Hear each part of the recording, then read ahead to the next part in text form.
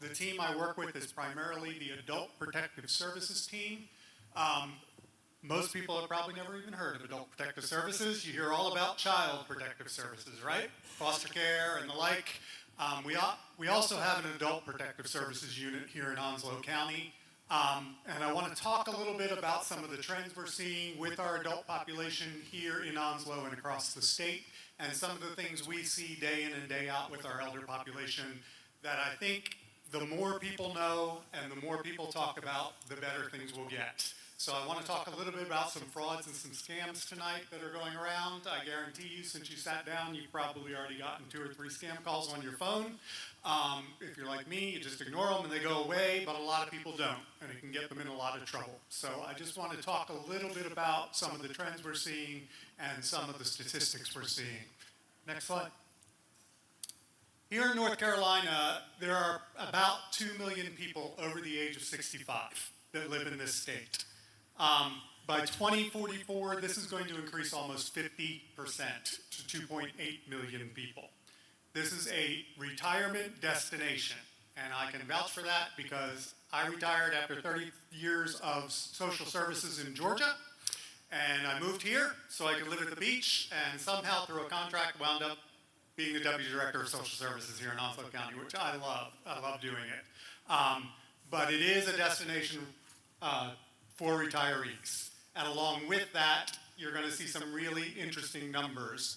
In 2022, there were an estimated 47,600 people who moved into North Carolina who are over the age of 60.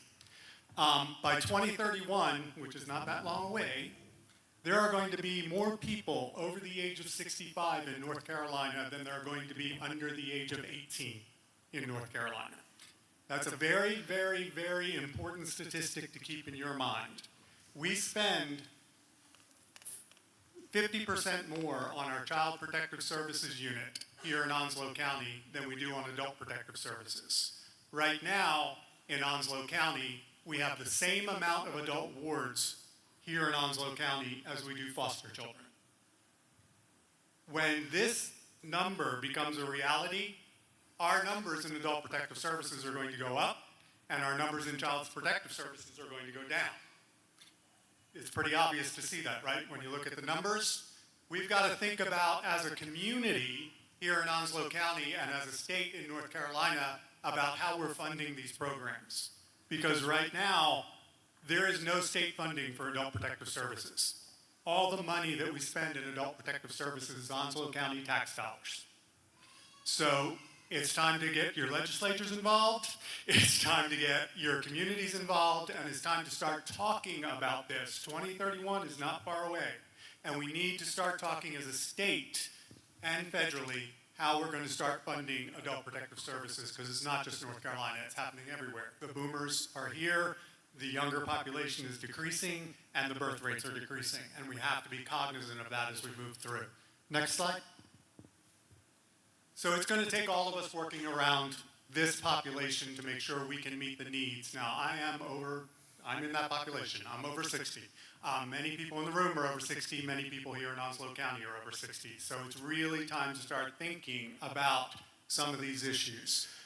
So unfortunately, along with the population growth comes the growth of abuse, neglect, and fraud amongst the elderly.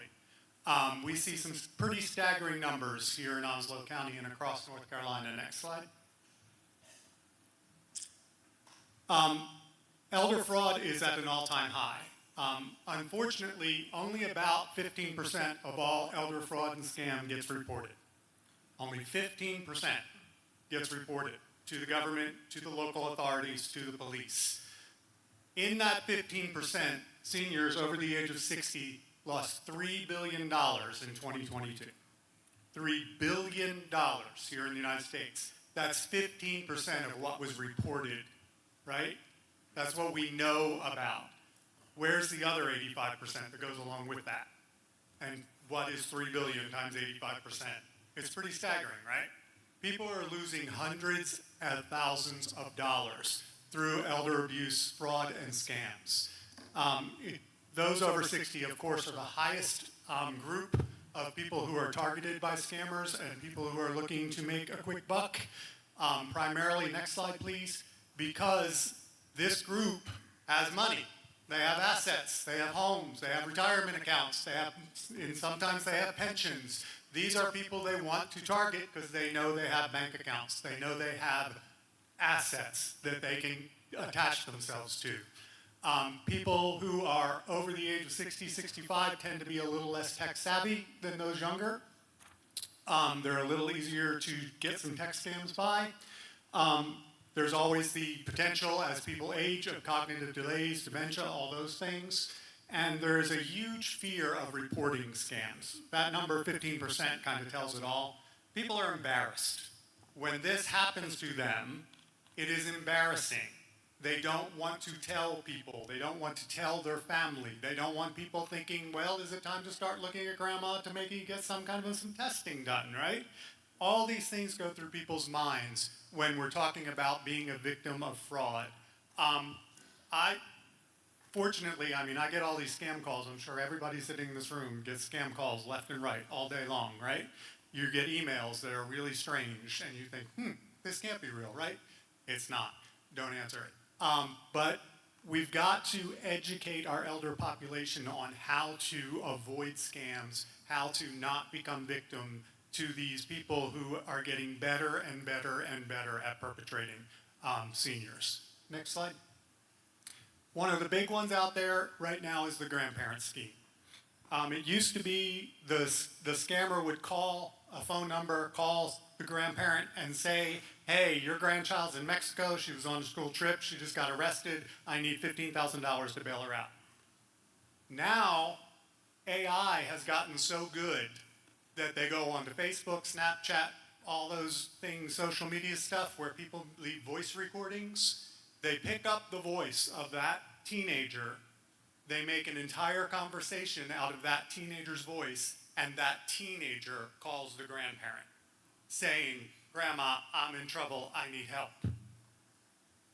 Somebody's going to show up at your house and I need you to give them that $15,000 so they know how to get it to me and I'll see you when I get back. That's how good this has gotten right now. So they know names, they know details, everything they found out online, and they're using rideshare services to go pick up the money, or in a lot of cases, gift cards. For some reason, scammers love gift cards, and I don't know why. But I can guarantee you there is not a government agency in the world that wants to get paid in a gift card. So if you get something that says you need to be paying us in gift cards, hang up, disconnect, say I'm calling my lawyer, say I'm calling the police, whatever it is you need to do to get these people off the phone, because nobody wants to get paid in gift cards. I can guarantee you that. All right, next slide. The government imposter scam is very much the same. We get phone calls left and right. You have outstanding tickets. You didn't pay the toll. You didn't show up for jury duty. All those kind of things, right?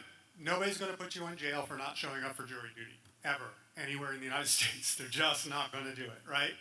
I was getting scam calls for a little while from somebody who allegedly was in California saying I had outstanding tolls that I never paid in California. I have never driven its car in the state of California once in my life. But they wouldn't leave me alone. They kept it up and kept it up and kept it up. And it's always, you got to act now, you got to take care of this now, the police are coming out to get you. Whenever there's that sense of urgency around what you're being asked, it's a scam. The government is not going to contact you via text. The government is not going to contact you from an email. The government is going to send something in the mail saying, here's your outstanding ticket, you need to take care of this, right? Pretty much anybody sitting in this room, you care enough about the government and things like that, probably don't have outstanding tickets. But elders who are by themselves, who oftentimes do not have support networks that we have, and who often are not tech savvy around some of these things, can get duped. One of the biggest problems we have around frauds with elders is loneliness. I said a lot of retirees move here. When you move, when you're a retiree, you move away from social networks, away from family groups, away from church groups, away from normal supports that you're used to. And you can become very, very lonely very, very quickly. You have somebody calling you on the phone, offering you solace, offering you friendship, offering you all those things. it is very easy to get sucked into these things when you are lonely. So the number one thing we can do to prevent fraud amongst our seniors is get them involved in the community. Get them volunteering in the community, get them going into the schools, talking to kids, get them going to your church with you, getting them involved so they're not so lonely. And so they can come to meetings like this, they can hear these kinds of presentations, and they can know what to look for.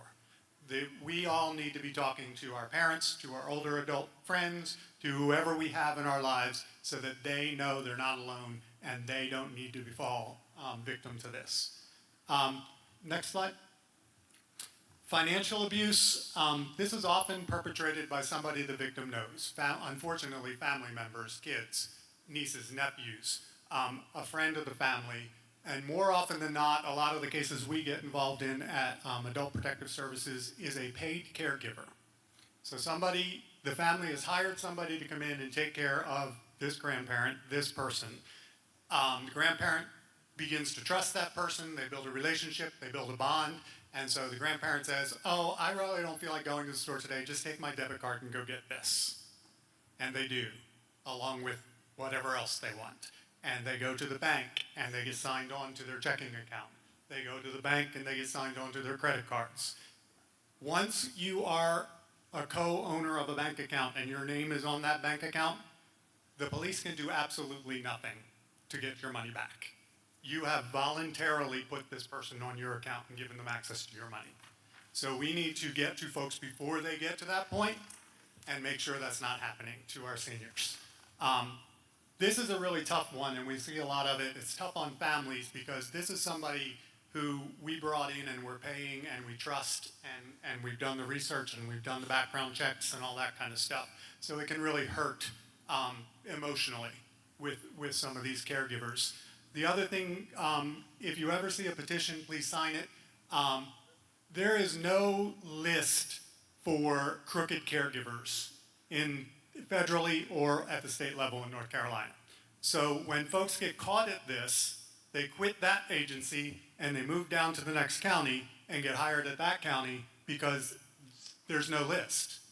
There's no way of tracking what's going on with these people. So we see the same people over and over and over again when we talk with our partners in different counties throughout North Carolina of the same people who are just hopping county to county to county doing all this. We need legislation in place so that there's a list that these people's names can get put on so that when they do background checks, these other agencies won't hire them.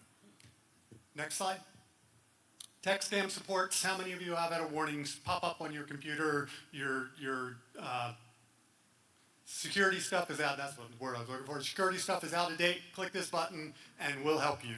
The minute you click that button, you have opened up yourself for all kinds of frauds, all kinds of scams. Shut down your computer, restart it.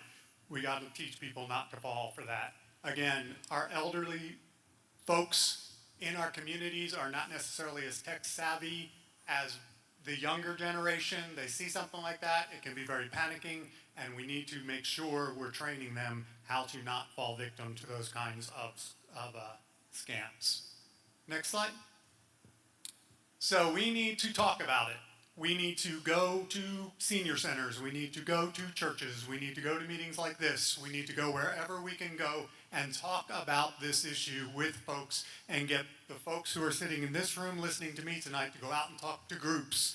Go out and talk to your parents. Go out and talk to your grandparents. Go out and talk to your aunts, your uncles. Go out and talk to any seniors that you know in your church and make sure that they have the knowledge they need to not fall victim to these kinds of things. Share your personal experiences and create a judgment-free environment. People, again, get very, very embarrassed when these things happen to them. I worked with one lady recently who fell victim to a romance scam. She actually thought Brad Pitt was wanting to date her. I guarantee you Brad Pitt is not wanting to date anybody in this room. But we need to be sure that that's not happening. But these people are really convincing, right? They've got pictures, they've got all kinds of stuff, they make promises, people are lonely, they want the companionship, all that stuff adds up. And over a period of time, as these scammers build the trust with these people, all kinds of things can happen. So we need to make sure that folks do not feel judged when this happens to them, but have the resources they need. Of that $3 billion, do you know how much actually came back? Probably about 25%, 25 cents. It's about 1%. 1% of that money was ever recovered. That money immediately goes into overseas accounts and is gone, and there's no way to track it. There are farms over in Cambodia. I recently did some research on this. They will human traffic people from all over that area and make them come onto these work farms, basically is what they are, and they have quotas that they have to meet every day, and these are the people who are scamming. These are the people who are calling people in the United States, and they've got the training, they've got the scripts, they've got everything, and they are making billions and billions and billions of dollars. So it's bigger than just the fraud of one person. It's a really huge organized crime situation. I've read some statistics lately that these scammers and these kinds of farms where they are forcing people into this kind of labor are making more money than the drug trade right now. So it's big. It's really serious. Next slide. We got to stay vigilant, stay informed about the latest scams. Make sure you encourage people to report. Make sure if it happens to you, you report. The more information we have, the better off we can do to protect ourselves and our loved ones. Next slide. And that's it. That's all I got. So thank you very much for letting me come talk to you. If you want any more information, I am over at the Onslow County Department of Social Services. Happy to talk to whoever you'd like me to talk to. We will look for opportunities to help folks volunteer in this community here in Holly Ridge. We really are trying to do more intergenerational volunteering so that we can get our youth who may be in some trouble with some adults who may be in some trouble and let them be in trouble together and make some good things happen out of that. We have a lot of retirees who worked in schools. Get them working with the kids who need a tutor. We have a lot of kids who could use male influence in their lives. Let's get them some male influence in their lives. We need to do better at hooking folks up in our community, and that starts right here at the local level in Holly Ridge and here in Onslow County. So thank you all very much for your attention, and I appreciate your time. You all have a great evening. Thank you.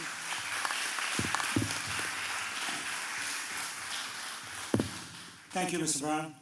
And we'll continue bringing some of the county services here, especially senior services, during the next few council meetings. Thank you for being here. Okay, going to item 4C. At this point, the council opens the floor for those who would like to wish to address the council. You have 3 minutes to address any issues under the council's control. Please address the council as a whole, not as an individual member. Council member may respond to your comments during the individual comment period at the end of the meeting. And I would appreciate if you hold all the applauses and encouragements until the end of the comment period. So, Town Manager, please read the names. Thank you, Mayor. Miss April. Okay. Okay. I believe the next one is Susan. I cannot read the last name. Sarah? Susan?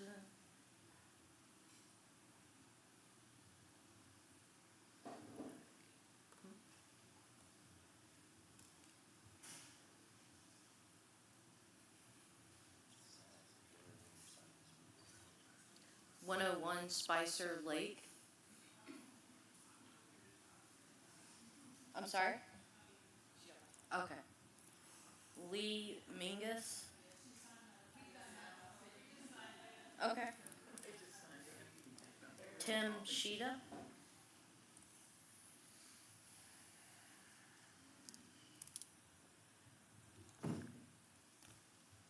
Good evening, Tim Cheetah, 387 Summer House Drive.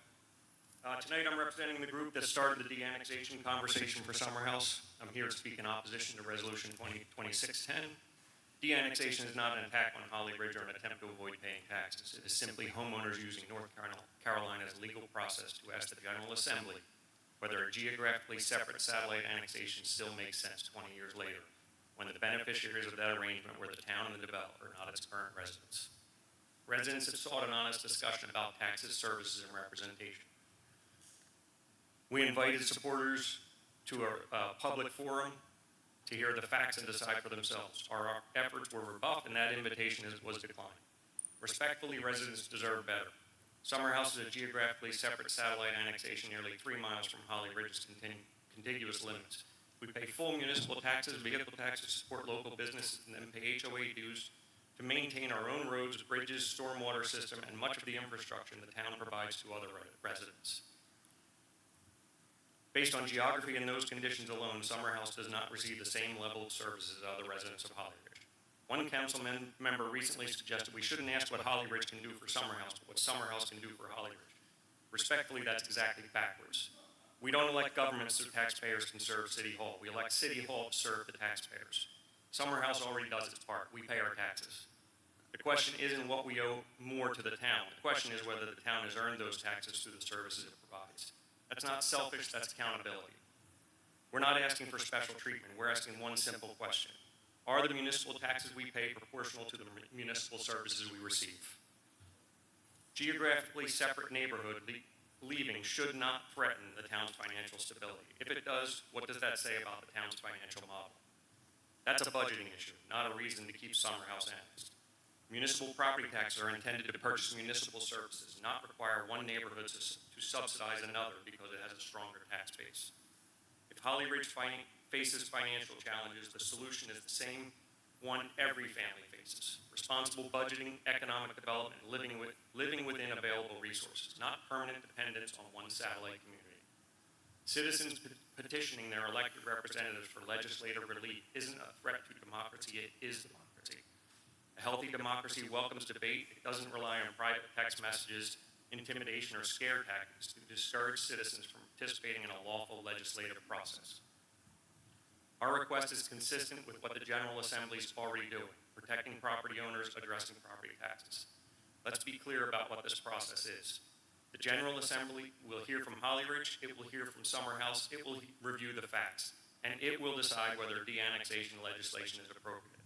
That is exactly how representative government is supposed to work. So I'll leave you with one final question. If this council is confident in its position, why oppose the process? Let the residents speak, let the legislator decide, and let the facts, not fear, determine the outcome. Thank you.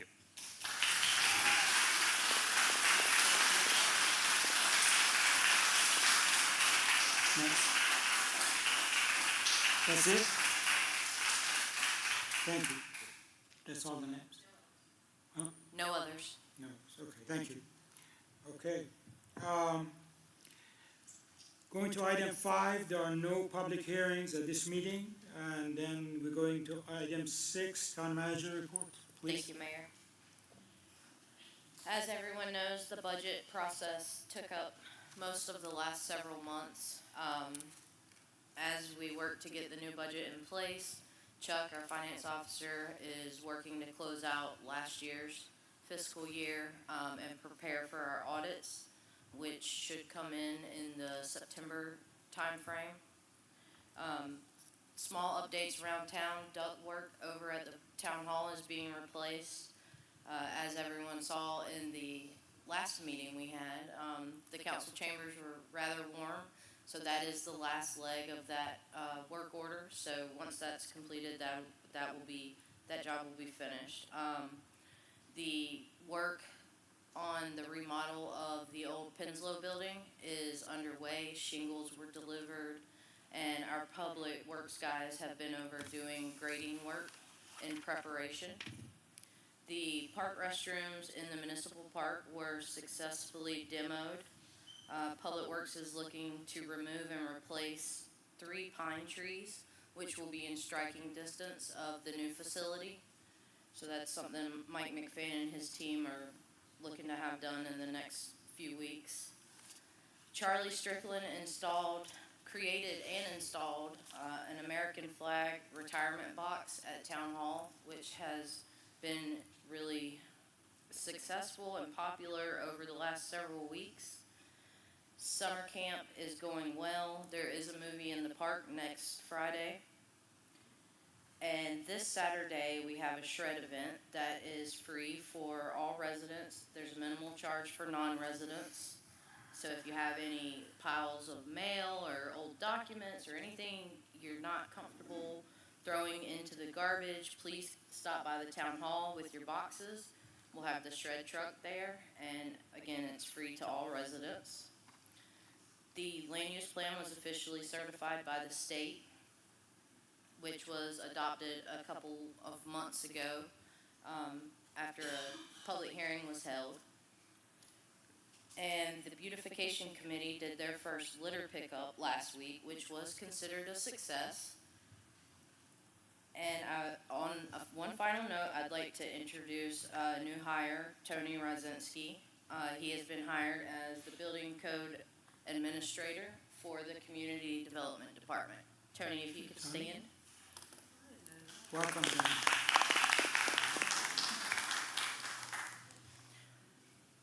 That's all I have, Mayor. All right, thank you very much, and thank you and your staff for always doing a great job. All right, going to item 7, consent agenda. May I have a motion to accept the consent agenda? Motion by Councilman Hines. Second by Councilman Masiano. Any discussions? How do you vote? Yes. Sorry, Okay, I was reading. thank you. Consent agenda is approved. Item 8, there are no old business for this meeting. And we are going to item 9, 9A. The first item is discussion of possible approval of the town's branding and marketing committee guidelines. You want to add any context? Sure, Mayor. So Amber Ward, our public information officer, initiated this task on her own, and put the guidelines packet together. She built off of the previous momentum of the rebranding committee, who designed the new town seal that's being used. So she built off of their progress, presented to the branding and marketing committee at their last meeting, which it was approved. So it is before you tonight for adoption. Okay, great. It's done a great job. Thank you. And it looks copy also. It's available in the town hall if anybody's interested in getting it. So recommendation is action to approve the town branding and marketing committee guidelines. Motion to. May I have a motion? Motion by Mayor Pro Tem Hall.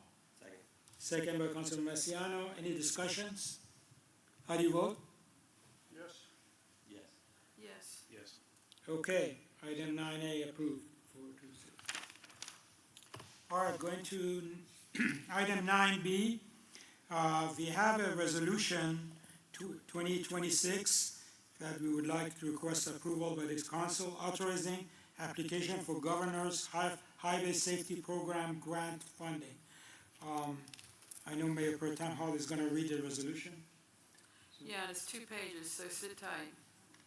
Resolution authorizing the submission of an application to the North Carolina Governor's Highway Safety Program for federal grant funding to support traffic safety enforcement initiatives. Whereas the town of Holly Ridge is committed to protecting health, safety, and welfare of its residents and visitors through effective law enforcement and proactive traffic safety initiatives. And whereas the Holly Ridge Police Department continually seeks opportunities to enhance public safety through education, enforcement, and community engagement while reducing traffic-related crashes, injuries, and fatalities. And whereas the North Carolina Governor's Highway Safety Program administers federal grant funding to assist local law enforcement agencies in implementing programs that improve roadway safety through targeted enforcement, public education, and specialized traffic safety initiatives. And whereas the Holly Ridge Police Department has identified a need for additional funding to support eligible traffic safety enforcement activities and proposes to apply for funding through the North Carolina Governor's Highway Safety Program in the amount of $10,000. And whereas the proposed grant does not require a local cash contribution from the town of Holly Ridge and would provide resources to further the police department's efforts to improve safety, traffic safety, and reduce motor vehicle crashes within the community. And whereas the town council finds that submitting an application for the Governor's Highway Safety Program funding is in its best interest of the town of Holly Ridge and will enhance the police department's ability to provide effective public safety services to the citizens of Holly Ridge.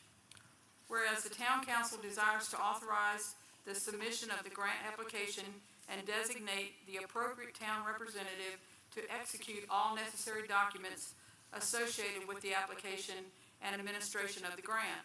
If awarded now, therefore be it resolved that the town council of the town of Holly Ridge, North Carolina hereby authorizes the Holly Ridge Police Department to submit an application to the North Carolina Governor's Highway Safety Program requesting $10,000 in federal grant funding for eligible traffic safety enforcement initiatives.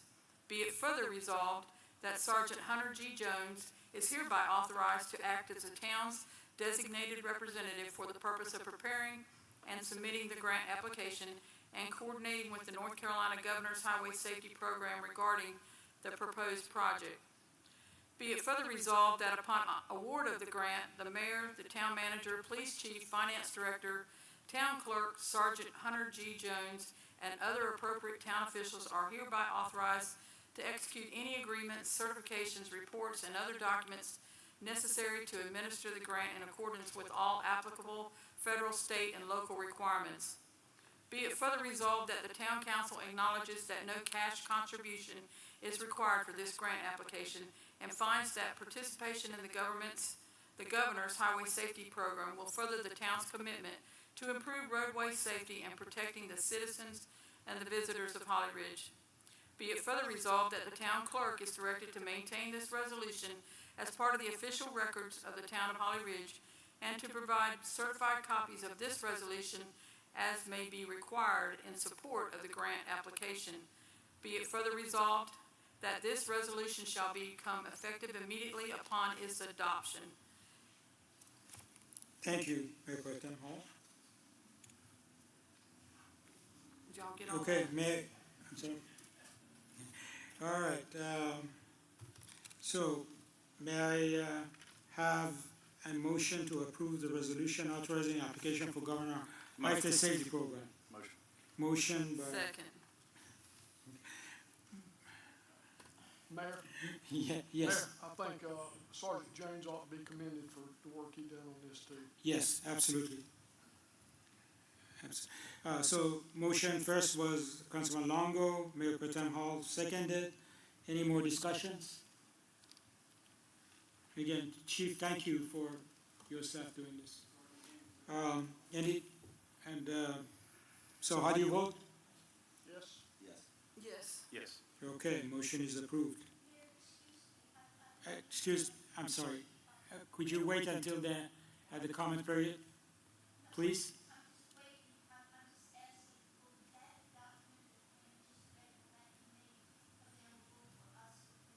This document available, all documents that are presented are available, absolutely. Yes, ma'am. Okay, item 9C, possible appointment of Krista Cathy to the Branding and Marketing Committee for a term of 3 years. Town Manager, anything you wanna, or Councilman? Sure. Just that a background check was completed and there were no issues indicated that would prevent her from having this appointment. Okay. Is she here? She's not here. I don't think. Okay, so the recommendation is to approve Krista Cathy to the Branding and Marketing Committee for the terms of 3 years. Motion accept. Motion by Councilman Hines. Second by Councilman Masiano. Any discussions? How do you vote? Yes? Yes. Yes. Okay, motion is approved. Okay. Item 9D, possible approval resolution number 2026-10, opposing the proposed annexation of Summer House on Everett Park, a subdivision from the corporate limits of Town of Holly Ridge. Attorney or Town Attorney, do you want to comment or read the resolution? Yeah, good evening, Mayor. I am going to read the entirety of the resolution. As the mayor said, all documents that are a part of our agenda are available for public review after or before our meetings. And at the request of the council, I'm going to read and review it for everyone so that you can hear the contents of this resolution. Whereas the town of Holly Ridge was incorporated by the North Carolina General Assembly in 1941 and has served as a municipal government dedicated to protecting the health, safety, and welfare of its citizens while fostering responsible growth and preserving the unique character of the community. And whereas since its incorporation, the town of Holly Ridge has invested significant public resources in developing and maintaining municipal services, infrastructure, planning efforts, public safety, parks, and government operations for the benefit of all residents within its corporate limits. And whereas the Summer House on Everett Bay community became part of the town of Holly Ridge through the voluntary annexation process on March 14, 2006, encompassing approximately 507 acres. And whereas the voluntary annexation of the property enabled the development to receive municipal water and sewer services, zoning regulations such as requested setbacks, development standards, and residential density necessary to facilitate the successful development of the community. And whereas since its annexation, the Summer House on Everett Bay community and its residents have benefited from the full range of municipal services, infrastructure, public safety protection, and other governmental services provided by the town of Holly Ridge. And whereas the residents of Summer House on Everett Bay receive municipal police protection 24 hours per day, 7 days per week through the Holly Ridge Police Department, including patrol services, criminal investigations, emergency response, community policing initiatives, and mutual aid coordination. And whereas the town of Holly Ridge has invested in expanding fire protection services through its partnership with the Holly Ridge Volunteer Fire Department, including the implementation of a fire medic program that provides enhanced emergency response capabilities to Summer House on Everett Bay residents and surrounding areas. And whereas the town has continually worked to improve emergency services by expanding paid firefighter staffing, supporting additional apparatus and equipment, and planning for future public safety facilities to better serve residents throughout the municipality, including the Summer House on Everett Bay area. And whereas the residents of Summer House on Everett Bay benefit from municipal planning and zoning services that help protect property values, preserve compatible land uses, enforce development standards, and ensure orderly growth through professional planning, administration, and code enforcement.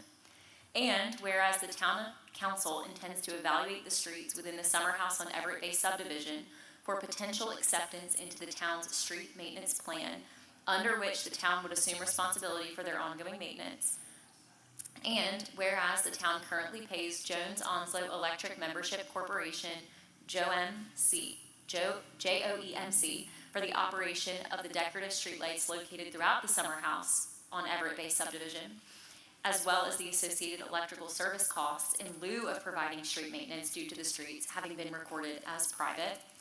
And whereas the town provides professional administration, financial management, engineering coordination, capital improvement planning, grant administration, public communications, code enforcement, public records management, and other municipal functions that directly benefit all residents regardless of neighborhood. And whereas residents of Summer House on Everett Bay enjoy access to municipal parks, recreational programming, special events, community festivals, youth activities, public facilities, and other quality of life initiatives funded and administered by the town of Holly Ridge. And whereas the town has aggressively pursued state and federal funding to improve parks, transportation, public safety, resiliency, and community infrastructure for the benefit of all municipal residents, including those residing within Summer House on Everett Bay. And whereas Summer House on Everett Bay residents have benefited from the town's long-term financial stewardship, responsible budgeting, competitive tax rates. I would really appreciate if you would have the respect to allow me to finish just reading the resolution. We will have a public comment session at the end. Order, please.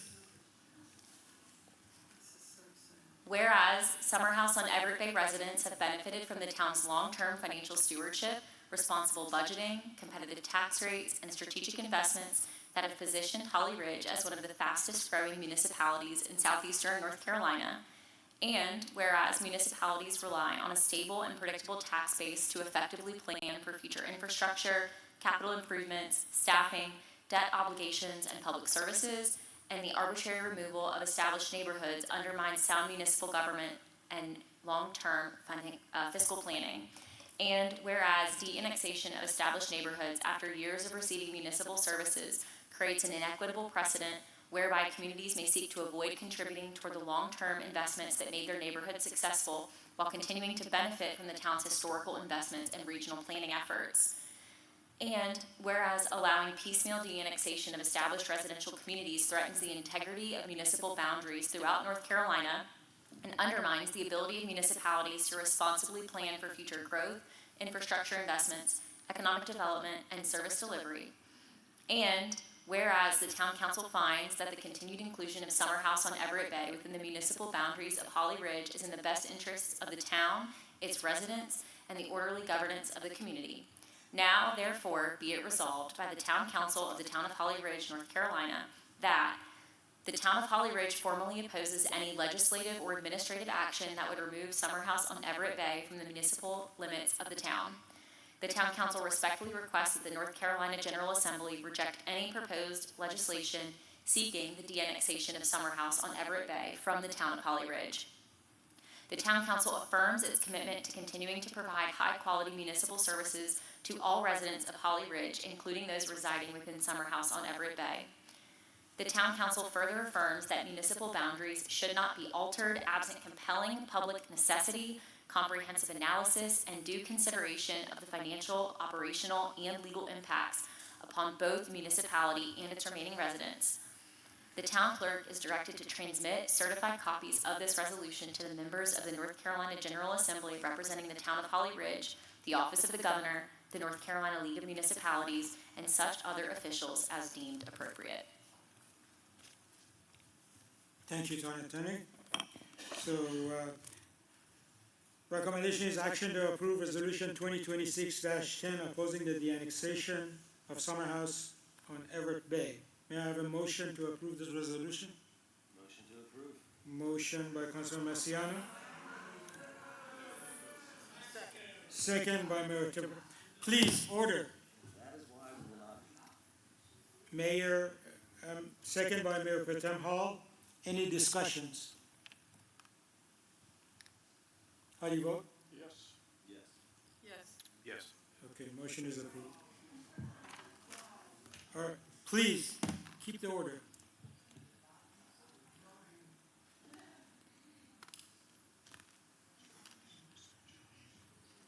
Okay, item 9E, request from Holly Ridge Volunteer Fire Department to reallocate funds from part-time staffing line item to the full-time staffing line item fund and additional full-time firefighter. Town manager or town manager, any comments? Just that this request came from the fire department during their implementation of their new budget. It was identified an opportunity to reallocate some previously funded monies for part-time position to create a sixth full-time firefighter position. Okay. Do you have any comments? Councilman Long, any comments? What you want to know? If you have any additional comments? No. Okay. So this will give us a total of 9 full-time employees. The recent implementation of 24-hour staffing gave us 3 shifts. We do a 24 on, 48 off.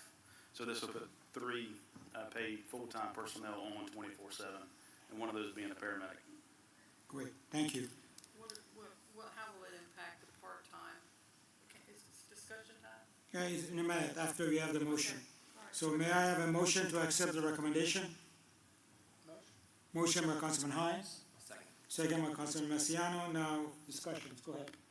I was just, the amount of money you had allocated for part-time, what's it, you're gonna have to let go part-time? So it's not, it will take away some hours the part-time guys could cover. It'll take that budget line item from 96,000 to 45,000. Which is half, over half. Yes, ma'am. Yes, ma'am. So you'll use half of the part-time. Yes. So are you gonna come back in 3 months and say, I need part-time and we need $45,000? Well, we might. No, not right now. We just finished the budget. Okay. Any more discussions? Okay, how do you vote? Yes. Sure, yes. Yes.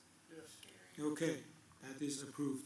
Going to item 9F, this is a new item that's not on the agenda. This is acknowledgement of the revised plan submitted by the City of Jacksonville to annex military property. As some of you know, let me add some context here. There was a bill that was introduced by Senate number 187 to allow Jacksonville to annex military property. This is roughly about 180 square miles from Jacksonville all the way to area near Holly Ridge. We introduced last month a resolution opposing the annexation at this council meeting. We have had several meetings with the legislators to oppose this due to proximity to Holly Ridge, especially the area of Camp Davis, which is our historical area, as well as part of our identity. The legislators met and have adjusted that annexation request. So we have some areas near Holly Ridge that will not be part of Jacksonville annexation. It's a small part of the 180 acres. Anyway, this area basically stops at Folkestone Road, which is about 6 miles up 17 and 6 miles up west 50. So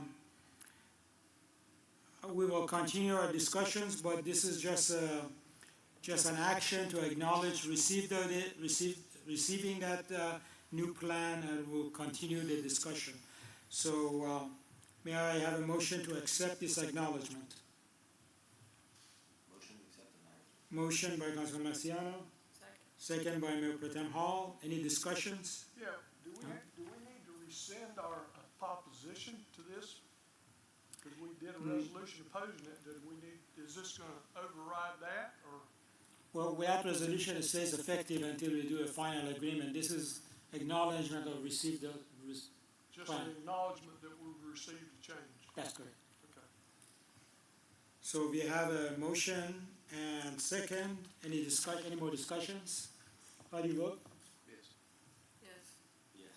I'll vote yes on the acknowledgement. Okay, so that is approved. Going to item 10, this is another opportunity for the citizens of Holly Ridge to make comments. The rules stays the same. Please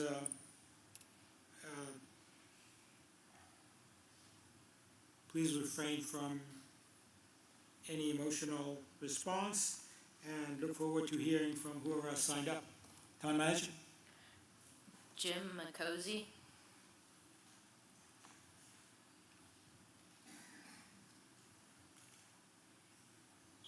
Hello, everyone. I'm coming here at Mr. Because Oh, could you sorry, Jim state your McCosey. address? 506 Homestead Park. I see Summer House. I see some of my neighbors in here. I might not be the popular guy tonight, but I'm just going to express my Speak a opinions. little louder to I'm microphone. sorry, to express my opinions. The reason I bought here was we saw a police department. When we came, we had looked at places with sheriffs. My son being the dispatcher after the Marine Corps, highly recommended the police department. Coming from a small town that I came from, I would agree. I like the idea of the combination department. I'm being a 25-year career lieutenant. I'd like to see a full-time, but you're getting there. I don't know how you do, you handle it 2 in, 2 out, but it seems like you guys are doing it. Having served on both sides for 25 years as a fire commissioner, sat over a $1.3 million budget on a volunteer fire department, we had to go to a paid staff. So I see both sides of the argument. I really do. And what happened up with us was my department went with a paid staff, multiple ambulances, had to start paying people.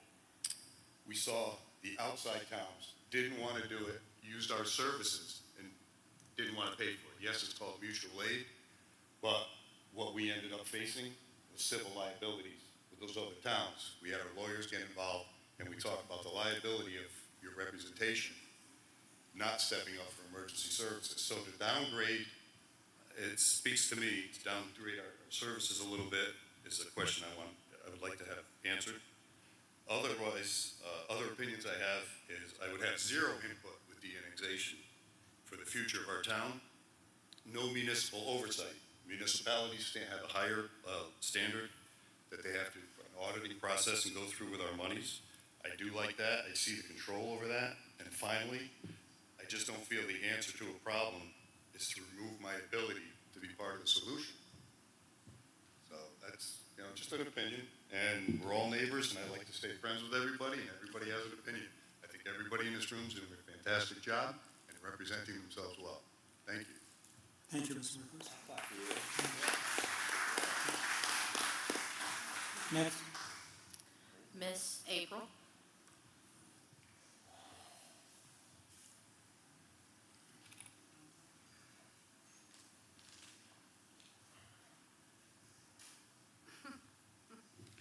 So good evening, council members. Can you hear me?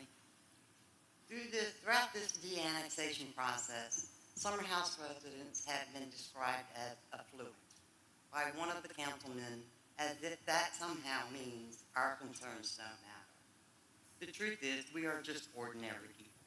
We are retirees who worked all their lives, I for one since I was 16, to enjoy retirement.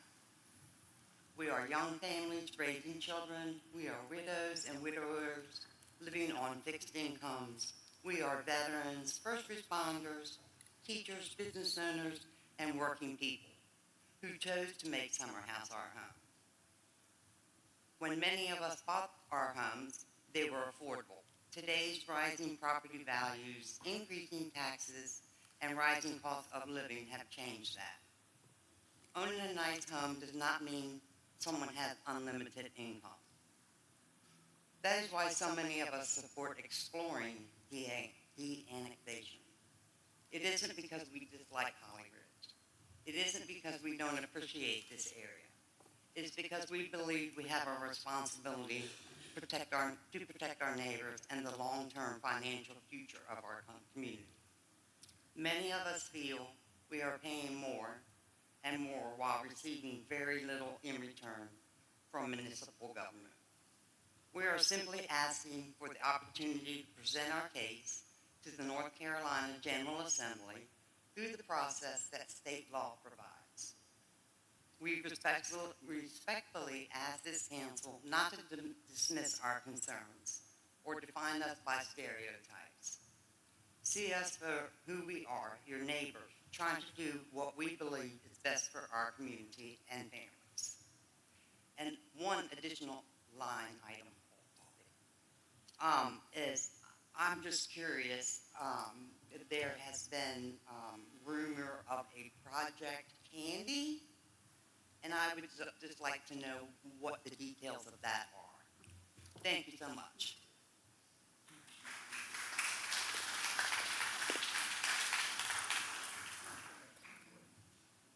Mr. Tim Sheeta?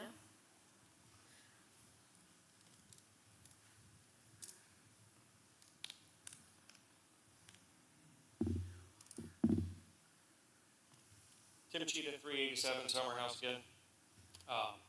While I'm disappointed by tonight's vote, I'm not surprised.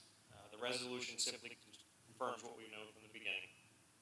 The town opposes losing a significant portion of its tax base. But tonight's vote does not decide Summer House's future. It simply expresses the town's position. The General Assembly will now hear both sides. It will hear Holly Ridge's concerns. It will hear our concerns. It will review the facts and it will determine whether legislation is appropriate. That's exactly how representative government is supposed to work. I also want to be clear again, we're not asking for special treatment. We're not asking legislators to guarantee de-annexation. We're simply asking them to consider whether being self-funded, geographically separate, satellite annexation, whether we should continue paying the full municipal taxes when we are not really part of this town. We talk about development, we talk about all that stuff around us. We're out there. We're not even in the ETJ of this town.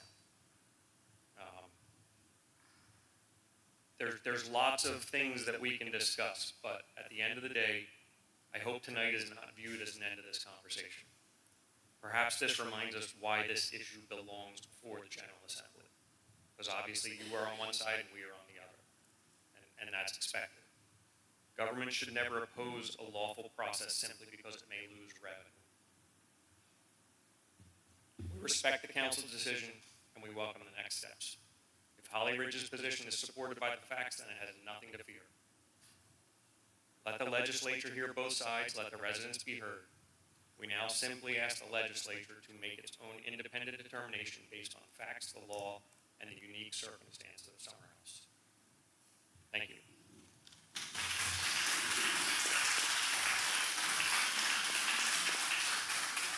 Next. Christina Asbury.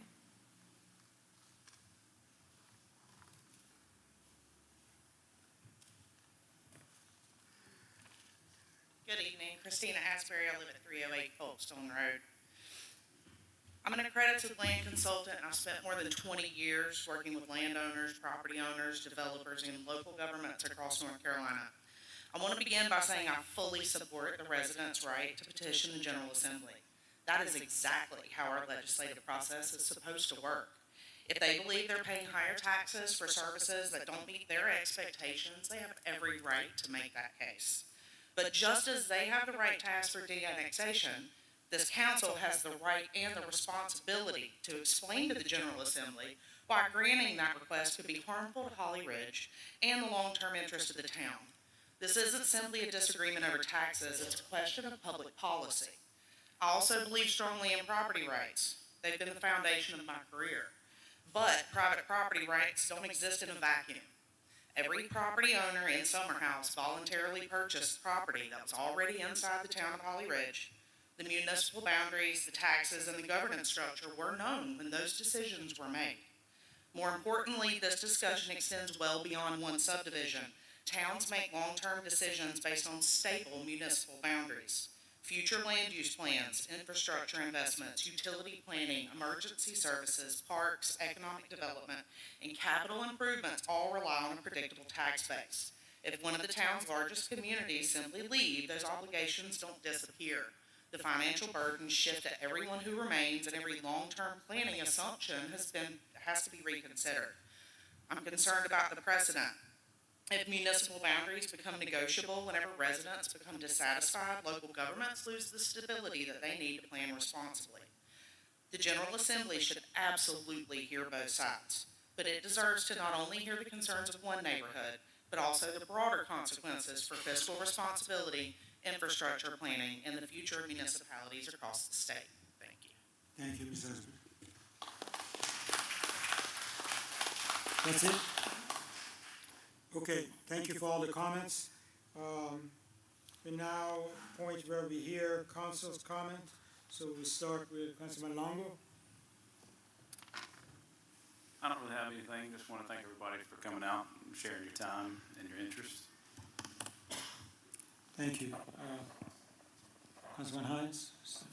Yeah, I just, I always like to commend the employees, but particularly during this hot weather, our maintenance guys have been out. I've seen them every day out there in the heat, and I really commend them on being able to sustain themselves. I kind of worry about their health sometimes, but they are out there, and I know I don't want to be out there every day at 100-degree weather. It's 100-plus degree weather. So I do want to commend them because, Mike, your guys do an excellent job. Thank you, Councilman Hines. Councilman Maciano? First, I want to thank, Can you, is it on? first I want to thank Amber for the branding and marketing committee, because she was instrumental in making that successful. So, and then I'm going to briefly talk about this resolution.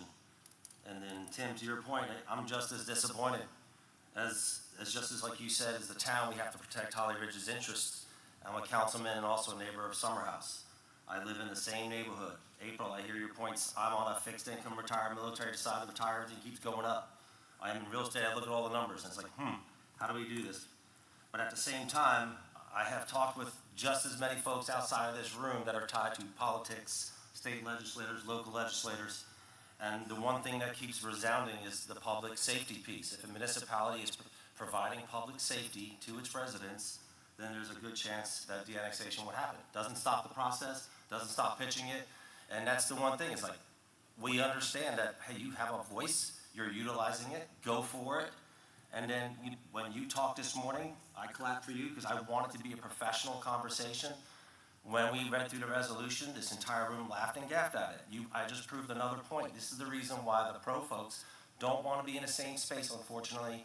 And we do believe public safety is being provided by Holly Ridge and will continue to grow as Holly Ridge grows together.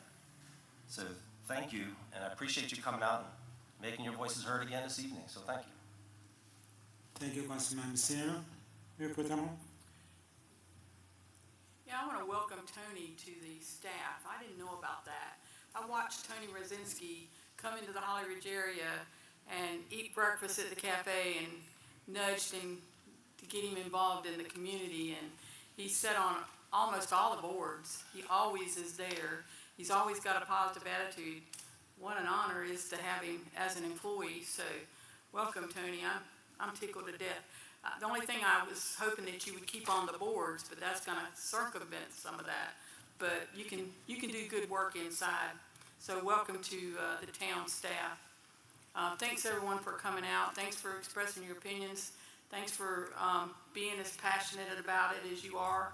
And just keep going forward. So you all have a good night. Thank you, Mayor Pro Tem Hall. Just have a quick comment on my side.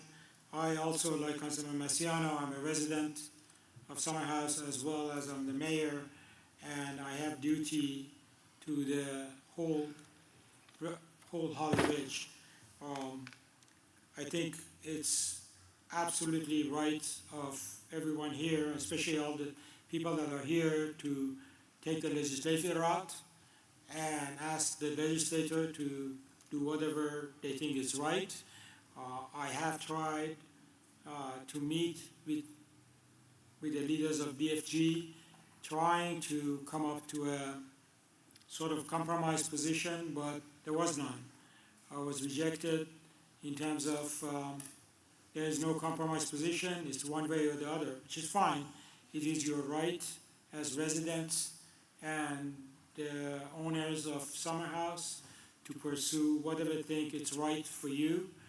Unfortunately, there's social media gets ahead of us, and with a lot of negative comments, and it's really not any possibility of arguing over social media. I am a neighbor. Now I put my neighbor hat on.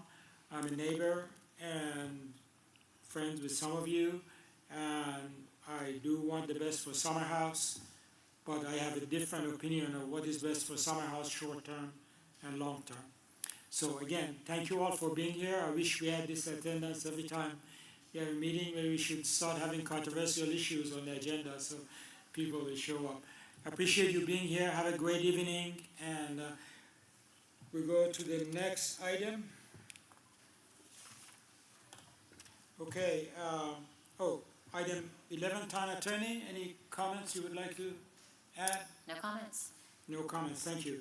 Item, the announcement. I want to talk about the announcements. I'm going to read through some announcements really quickly. Thanks for your patience. Wednesday, July 15th, Branding and Marketing Committee meeting. Thursday, July 16th, BUSA Committee meeting. Saturday, July 18th, Community Shred event that we have put together. Monday, July 20th, Beautification Committee meeting.